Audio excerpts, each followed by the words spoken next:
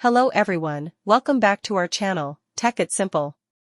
Today's video, I'm going to show you how to log into your Paycom employee account. So, without further ado, let's jump right into the video. Firstly, make sure that you have a stable internet connection. Once you do that, go to your default browser and search www.paycomonline.com. You'll be redirected to the official page of Paycom. Just drag your mouse to the top right corner of your screen, and you'll find Employee as the second option. Just click it. Now, as you can see, you're redirected to the login portal of Employee Self-Service.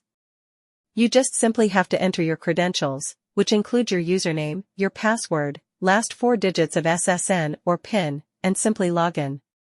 In case you forgot your username, you can click here. And if you forget your password, you can click here. And if you need any login tips, you can click here. That's it for today, guys. If you find this video helpful, then make sure to give thumbs up. Comments with feedbacks are appreciated. Subscribe to our channel and hit the bell icon so that I can come up with new videos like this.